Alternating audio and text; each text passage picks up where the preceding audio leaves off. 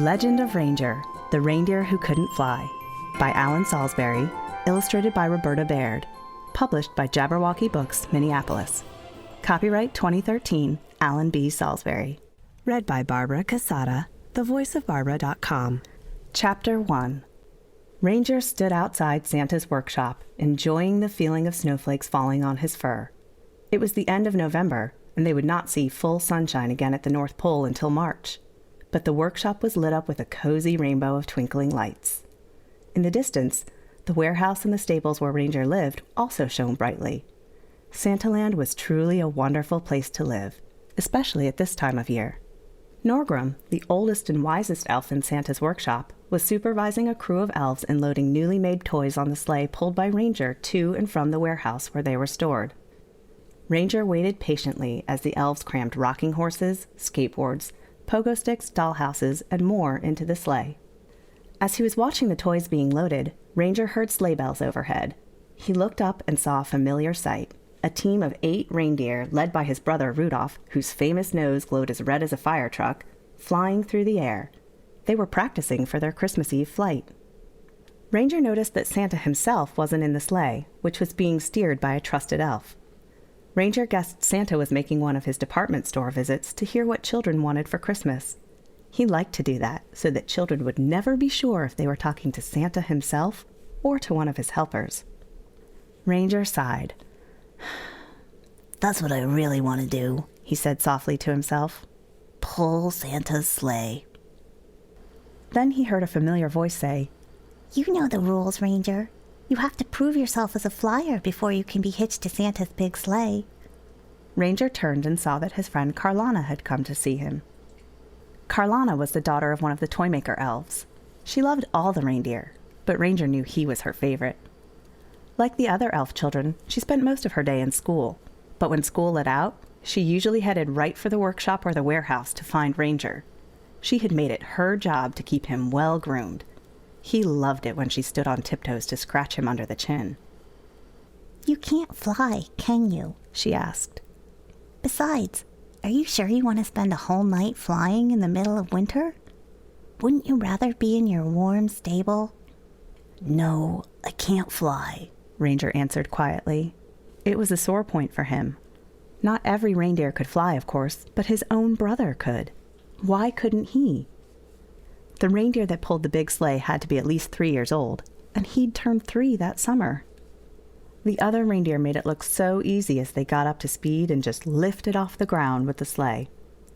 But whenever Ranger tried some experimental running starts and athletic leaps on his days off, he always landed right back on the ground. He had tried it so many times, it was embarrassing to him. Ranger's job was a routine one, but very important. He pulled Santa's utility sleigh to haul the new toys to the warehouse. There, they were matched against the wish lists of all the children on Santa's nice list, and stored until it was time for the toys to be loaded and delivered on Christmas Eve. His was a full-time job, because the elves in the workshop worked all through the year to make enough toys for all of the world's children. But Ranger's dream of flying always came to mind as Christmas approached. Now that he was 3, Ranger decided that he wanted to see if he could make his dream come true. "Ready," called Norgrum. "Off to the warehouse, Ranger." "I've made up my mind. I'm going to talk to Norgrum about how I can learn to fly," Ranger said to Carlana. "That's a great idea," she said. "Why not do it today, when you're done with your work?" So at the end of a long, hard day hauling toys to the warehouse, Ranger caught up with Norgrum as he was leaving the workshop and worked up the courage to finally ask, "Norgrum, what's the secret of flying?" Norgrum stopped, stroked his white whiskers, and looked carefully at Ranger. "Why do you ask me that now, Ranger? You've never asked me that before." "Well," said Ranger, "I love my job, and I know it's important, but my real dream has always been to fly like my brother and the others. I want to be a real part of the team. And besides, I'm 3 now." Again, Norgrum paused. "You know, Ranger, not all reindeer can fly. What makes you think that you can fly?" "I understand that," said Ranger, "but I'm old enough now, and if my brother Rudolph can fly with Santa's sleigh, I think it must be in my blood, too. There has to be a secret to flying that I can learn." I see you're growing up, young ranger, said Norgrim, and your thinking is on the right track. But if the ability to fly really is in your blood, and if you really are ready to be put to the test, you will figure it out on your own. So I will answer your question this way. The secret lies within. Within? Within what? asked Ranger. Norgrim smiled and said, I will leave it at that. The secret lies within. In a flash, he quickly disappeared around the corner of the workshop and headed toward the office. Why didn't he just tell me the secret? Ranger thought. It lies within? Within what? As he pondered this, he remembered that he and Norgrim were near the workshop when they were talking. Maybe he meant the secret lies within the workshop, he thought. But what could it be? And how will I find it?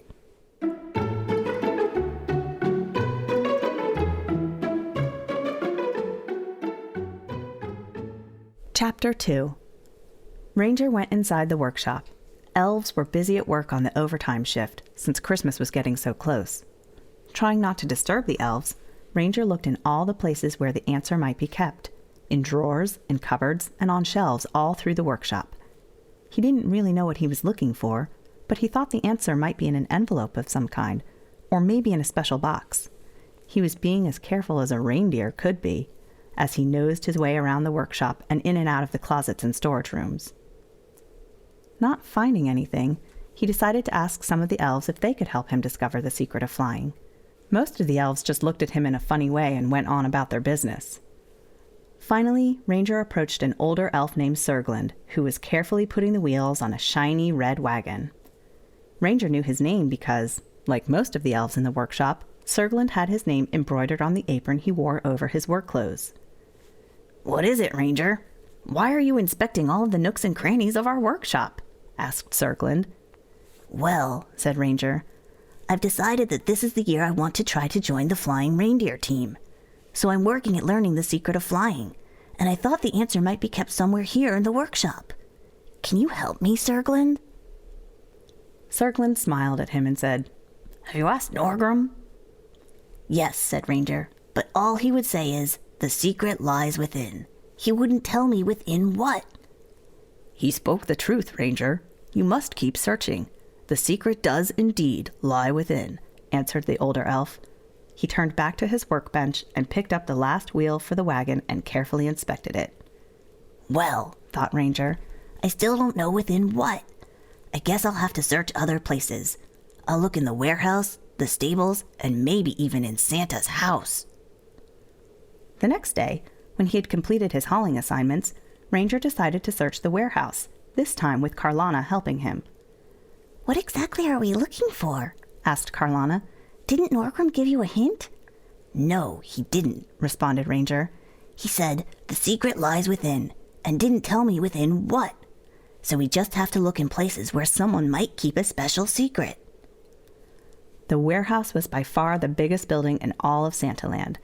It had to be very big to store enough toys for all the children in the world. They opened the big double doors through which Ranger pulled the sleigh many times every day. Inside the warehouse, there were rows and rows of tall shelves overflowing with toys as far as the eye could see. On one side, dolls were in one section, balls in another, scooters in yet another, and so on. And on the other side were just as many rows, but here the toys were grouped by the part of the world they were going to, and then into groups of specific toys that were going to each boy and girl by name. It was after working hours now, so only 2 elves were on duty, double-checking the day's work. Next week, the elves would begin round-the-clock shifts to finish the sorting job. The warehouse is so big, we can never search it all, Ranger said to Carlana. We don't have to search it all, Ranger, she replied. We just need to look in the office room and in the closets. The secret wouldn't be mixed in with the toys, I'm sure, she added. So that's what they did. The results were the same. Nothing. And when, just to be sure, Ranger asked one of the elves who was working in the warehouse if he could find the secret of flying there, the elf just looked at him oddly and gave him no answer. Finally, he spoke to the gray-haired elf who was the warehouse manager. He, too, would answer only, "The secret, young Ranger, lies within." At the end of the next day, Ranger and Carlana went to Santa's house. As they approached the door, Carlana took hold of Ranger's harness to slow him down. You know, Ranger, we can't just search Santa's house. It wouldn't be right, she cautioned.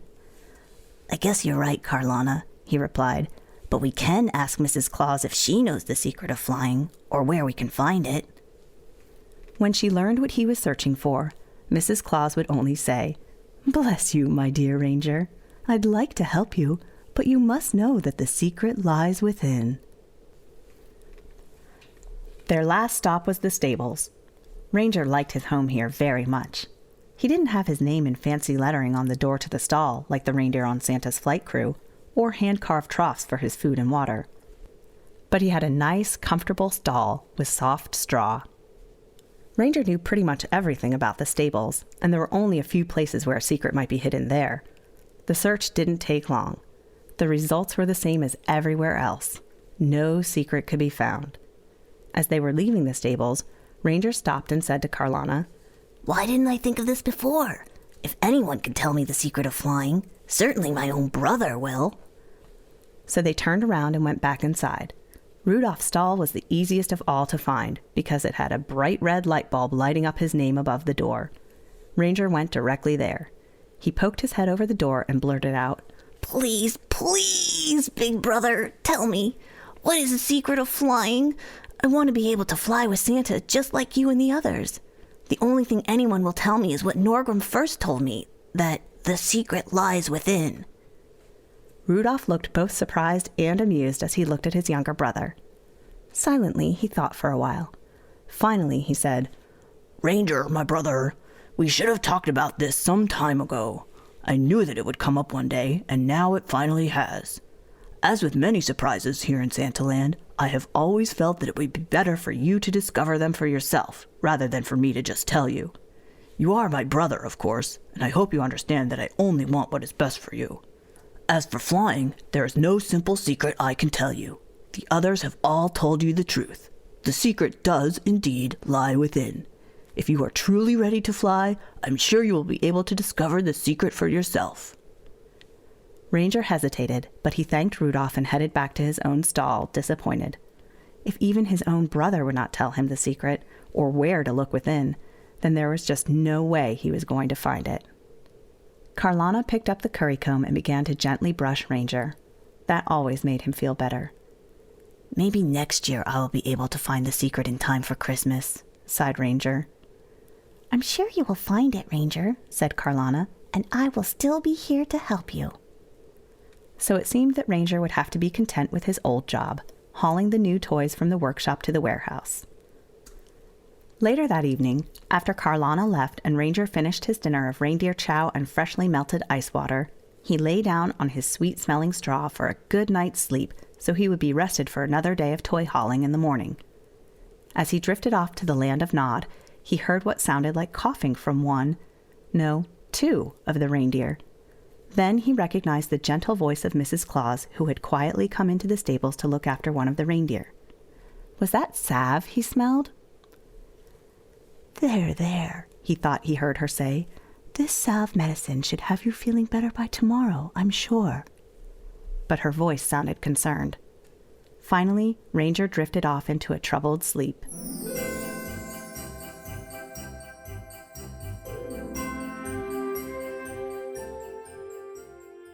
Chapter 3. The next morning, Ranger could feel the excitement growing in the stables. Christmas was now only a few days away, and everyone knew they had to work harder than ever to be ready for the big night. Zarvit, the head reindeer keeper, came to the stables early. Ranger saw him hurry past his stall on his way to talk to one of the flight crew. Then Norgrim entered and went to the same stall. Curious, Ranger got up and followed them to the stall that had Prancer's name above the door. Over the half door, he could see Prancer lying in the straw with his eyes closed and a hot water bottle next to his furry chest. I've been checking the team, he heard Zarvit say.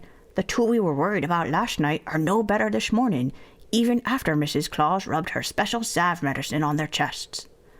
And now two more seem to have this same bug. He shook his head.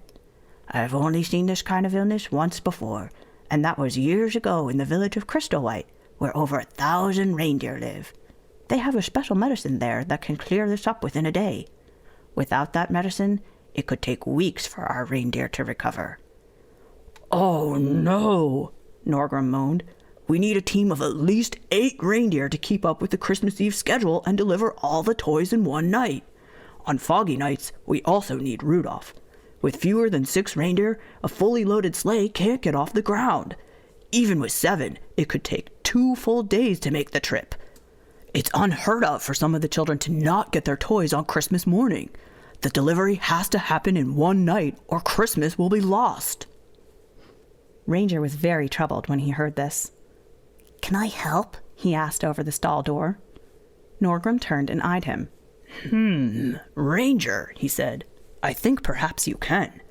What if I sent Zarvit on a sleigh to Crystal White to bring back enough medicine for all the reindeer, in case even more get sick? I can't risk using any of the Christmas Eve team. They need to save their strength for the big night. But I could use you, Ranger, for this special mission. If you and Zarvit left right away, you would have just enough time to get to Crystal White, pick up the medicine, and return to the North Pole in time to treat the reindeer." "That would still give them a day to recover," continued Norgrim. "Yes, that could work, as long as you are back here with the medicine by 5 p.m. on December 23rd. Will you do it, Ranger?" asked Norgrim. Ranger gulped. "It's scary just thinking about it," he said. "But I know I can do it. I know I have to do it, so I will do it." "Then we can't waste any time. Come outside, and Zarvit and I will hitch you up," Norgrim said. Ranger followed them outside. While Zarvit readied the harness, Norgrim opened the door to the sleigh house next to the stables. Next to the big sleigh that was used only on Christmas Eve was Santa's personal sleigh, which had only 2 seats. The personal sleigh was just as ornate as the big sleigh and had been lovingly made by the elves with hand-carved scenes from Santaland and beautiful red and green trim. A young elf appeared, sent by Norgrim, with food and water for both Ranger and Zarvit. These were quickly loaded into a pack on the sleigh. Just as quickly, Ranger's harness was hitched to the sleigh and they were ready to go. "Would you tell Carlana why I won't see her this afternoon?" he asked the elf, who smiled and nodded. Within minutes, Ranger and Zarvit were on their way to the village of Crystal White, a journey of about a day and a half. Ranger had never made such a long trip, but he was excited that he was being entrusted with such an important mission for Santa. "Can I go fast enough?" Ranger asked himself. "I just have to." Chapter 4. As they left the gates of Santaland, Ranger looked back at the familiar toy shop, warehouse, and stables, promising himself that they would return in time with the reindeer medicine. "You won't get to sleep until we reach Crystal White, you know," Zarvit said, driving the sleigh with a gentle hand on the reins. "I don't mind," Ranger said, increasing his pace. The lights of Santaland grew tiny and dim as they made their way toward Crystal White. At the North Pole in winter, the sun never fully rises, but the sky brightens very late in the morning and darkens again shortly after noon. Zarvit kept them pointed in the right direction, but Ranger found that he had a good sense of direction and knew which way to go on his own. Eventually, they could see no lights at all in any direction. Only the moonlight reflecting on the snow made it possible to see anything. But there was little to look at anyway, just vast stretches of gleaming white snow, gently rising and falling. Here and there they could see small clumps of trees. They had been traveling for many hours, and Ranger wondered how soon the dawn would come. Zarvit had dozed off in the sleigh, but Ranger knew the way. Only the soft sound of the runners of the sleigh gliding through the snow could be heard in the otherwise silent night. It started to snow, gently at first. Ranger thought it was very beautiful. But as time went on, it snowed harder and harder, and the wind picked up and blew the snow into drifts. With the snow freezing in his beard and hair, Zarvit was awake now and helped to guide Ranger. There was a line of evergreen trees off to the right, and Zarvit directed Ranger toward it. "Let's stop by the trees for just a few minutes," Zarvit said to Ranger. "We'll get some shelter from the wind, and you can get a quick drink of water and some food." Zarvit brushed the snow off their cargo pack and found some reindeer treats, which he held out for Ranger. Ranger quickly devoured them, and then suddenly stopped. His ears perked up, and he slowly scanned their surroundings, which were coming back into view as the snow let up some. He focused on the trees right next to them. Ranger snorted, as reindeer do sometimes to get each other's attention. A second snort was heard, but not from Ranger. A stranger emerged from behind the trees. A caribou was now eyeing them. Both animals were making strange sounds and moving their heads. "Can you communicate with him?" asked Zarvit. "Yes, but not very well," answered Ranger. "And it's a her, not a him," he added. "What is she telling you, Ranger?" "As far as I can make out, she's saying she's looking to find a safe place amongst the trees," said Ranger. "It's not clear why she wants to find a safe place, but she seems to sense some kind of danger coming. I don't think she really knows what the danger is, but she does seem to be afraid of something." Zarvit thought about this for some time. "Well, I know animals can often sense danger when humans and elves can't," he said.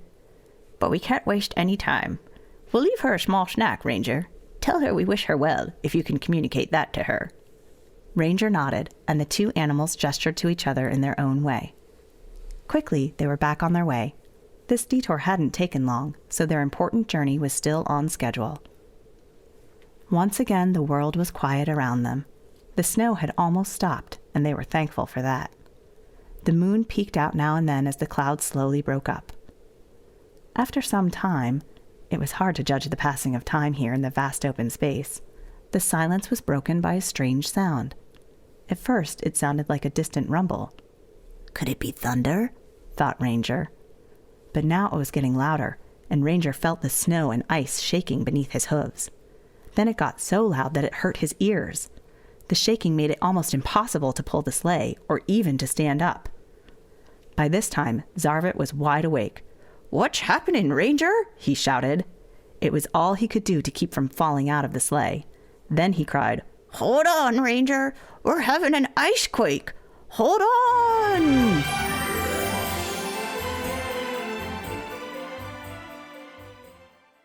Chapter 5. When the shaking finally stopped, Ranger lay on the ground, still in his harness.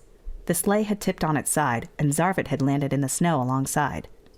"Is Zarvit all right?" worried Ranger. "Am I?" He was scared. He had never experienced anything like what had just happened. He was relieved to see Zarvit get to his feet, but the look on his face as he brushed off the snow and righted the sleigh didn't make Ranger feel any better. "What was it Zarvit said was happening? An ice quake?" Ranger regained his footing and looked around.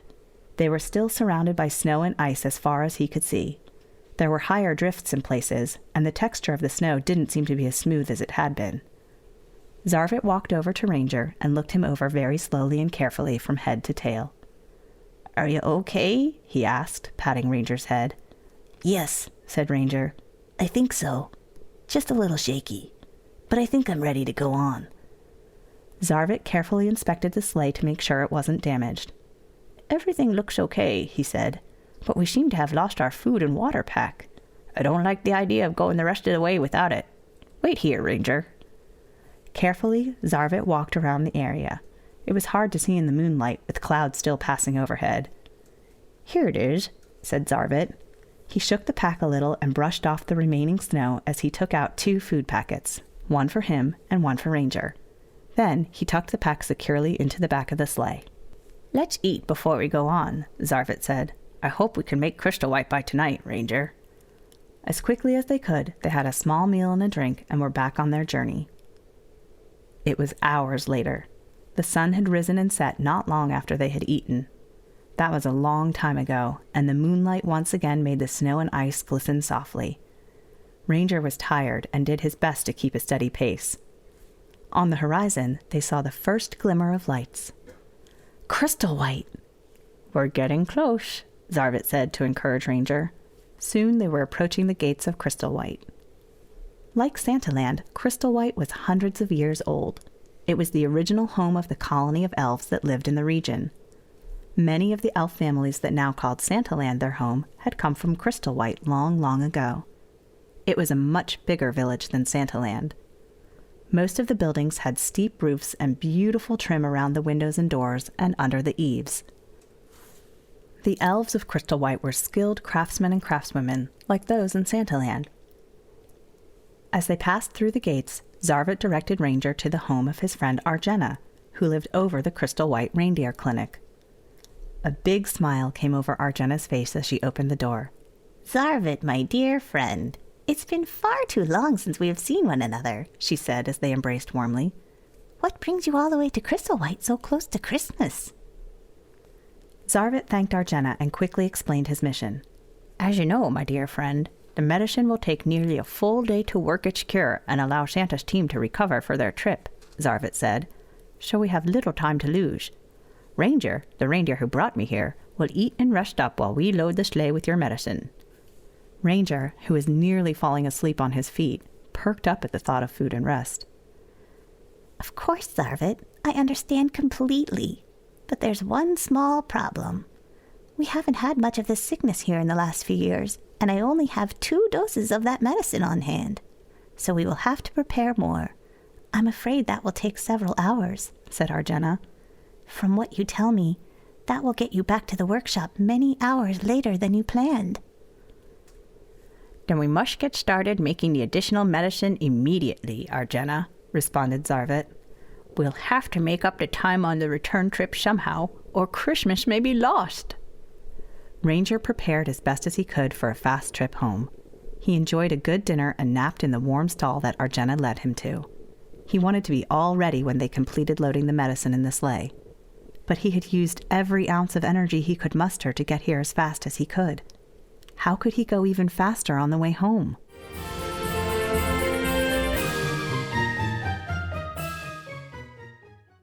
Chapter 6. It was around midnight on the evening of December 22 when Zarvit gently shook Ranger awake. We're ready, he said. We have enough doses to make all the reindeer on our Christmas team healthy. The elves who worked in Arjena's clinic quickly loaded the medicine on the sleigh, harnessed Ranger, and said their goodbyes. Zarvit and Ranger were off on their return trip. Goodbye, dear friends, and good luck, called Arjena as the sleigh pulled away and headed for the gates of Crystal White. The children of the world are counting on you. But they had to be back at Santa's stables by 5 p.m. How could they make a day-and-a-half trip in less than a day? Ranger picked up his pace and followed the tracks he had made on the way to Crystal White, so it was easier to stay on course. They were soon out of sight of the village lights, and Ranger was happy to have the moonlight to help him find the way. Still, he didn't see how they could get back to Santaland in time to give the reindeer their medicine and let it do its work. Hours went by, and, as before, there was little to see except for the gently rolling snow and ice as they continued following their original tracks. They had passed by the place where they'd been when the ice quake struck.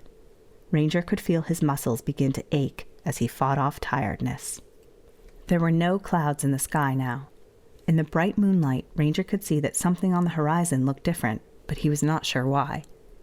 Determined not to let himself feel tired, he galloped on, looking anxiously ahead. Now he was sure there was something in their path ahead, but he couldn't tell what it was. A dark line was getting bigger and bigger as they approached it. Zarvit was concerned too. Slow down, Ranger, until we're sure it's safe to keep going, he said. Finally, it became clear what lay ahead. There was an opening in the snow and ice cover in front of them, and the closer they got to it, the bigger it seemed to be. Ranger slowed down to a walk and approached carefully. He could hardly believe what he saw. There was a huge gap in the ice that must have been at least 50 feet across. As he peered carefully over the edge, he couldn't see the bottom, and the opening extended as far as he could see to his left and right. What happened? Ranger asked Zarvit. Did we take a wrong turn? But that was impossible, because he'd been following his own tracks across the snow. Zarvit shook his head. It's called a crevasse, Ranger. A very large and deep crack in the ice, and it was caused by the ice quake we felt on our way to Crystal White. Now we just have to get to the other side. He tried to sound cheerful, but Ranger could tell from his voice that all hope of getting the medicine to the stables in time was now lost.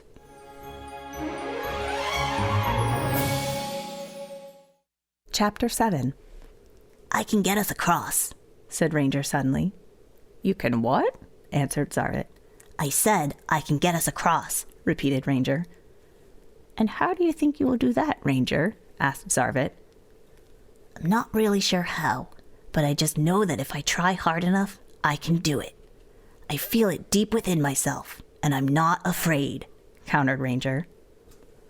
As he said the words, within myself, Ranger suddenly thought of what Norgrim and the others had all said to him. The secret lies within. That must be it, thought Ranger.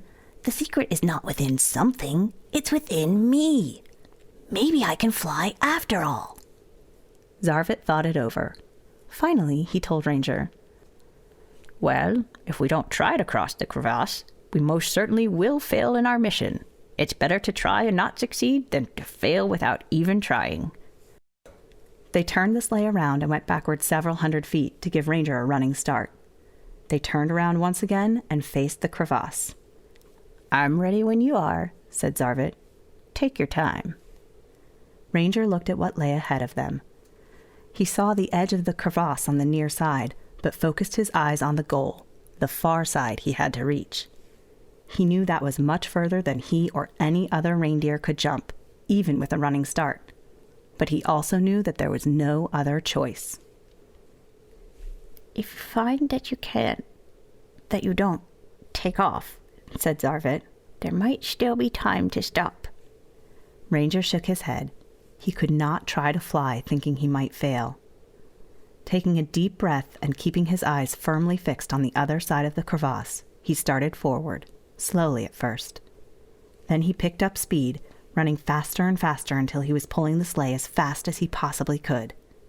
As they approached the edge, he thought once again of Norgrim's words, dug in his hooves, and pushed off the ice as hard as he could. Ranger felt himself and the sleigh lifting off and climbing. This was unlike any of his many earlier failed attempts at flying. The rush of air in his face was wonderful. He could not believe the excitement that swept over him. But wait, he suddenly realized that they were starting to fall back down.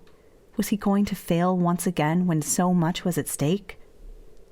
Ranger could still see the far side, and he felt a new wave of energy as he put all thoughts of failure out of his head. I can do this. I can do this, he said over and over to himself.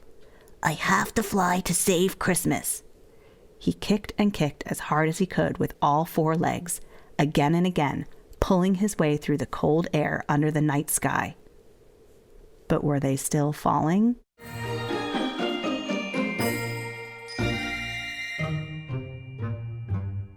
Chapter 8. If anyone had been able to look down from the sky overhead at the scene below, they would have seen the large crevasse, of course, and the beautiful glimmer of the moonlight on the snow and the ice on either side. They would have seen the double set of tracks from the sleigh runners and the reindeer's hooves leading up to the edge on the side in the direction of Crystal White, but only a single set of tracks on the other side. Looking down into the crevasse, they would have been able to see many small chunks of snow and ice that had fallen from the edge where the sleigh took off. But they would not have seen any sign of the sleigh, its passenger, or a reindeer.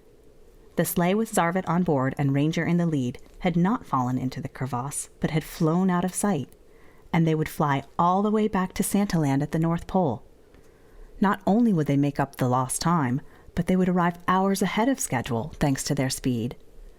Soon Ranger, Zarvit, and the sleigh were circling over Santaland, and just as quickly they were landing on the snow-covered ice. Elves appeared from every building, clapping and cheering. Zarvit lost no time unloading the medicine and taking it to the stables to begin treating the reindeer. Carlana arrived, laughing and crying at the same time, and gave Ranger the biggest hug ever. I knew you could do it, Ranger, she yelled.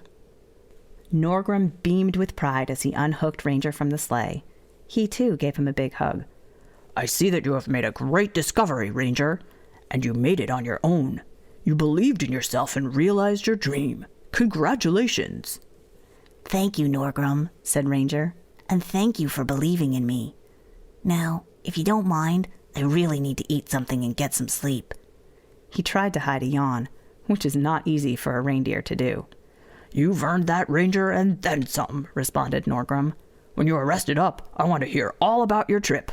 I'm sure it was quite an adventure. Santa himself came out of the door of the workshop. Ho ho, I've heard great things about you, young Ranger, and your brother is bursting with pride about your accomplishment. I am indebted to you, continued Santa. Indeed, the world's children are indebted to you. There is no doubt about it. You have saved Christmas. You are now a full-fledged member of Santa's Christmas Eve reindeer team. This was what Ranger had waited all his life to hear. Santa's words echoed in his mind as he ate a good meal and fell happily to sleep in his stall. He continued to haul toys to the warehouse because he loved his job. But whenever Santa needed him on Christmas Eve, Ranger was ready to join the team and fly through the air on the most magical night of the year.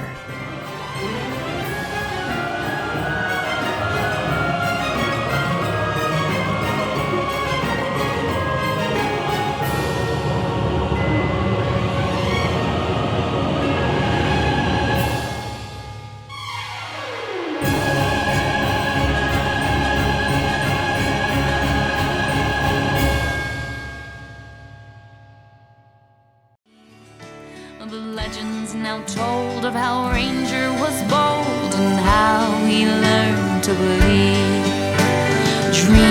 Dream of what you want to be. Dream of the things that you do. Dream of the places where you want to go. Believe in your dreams can come true.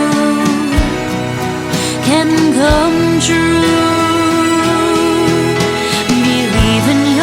Special power to move and to change and to win.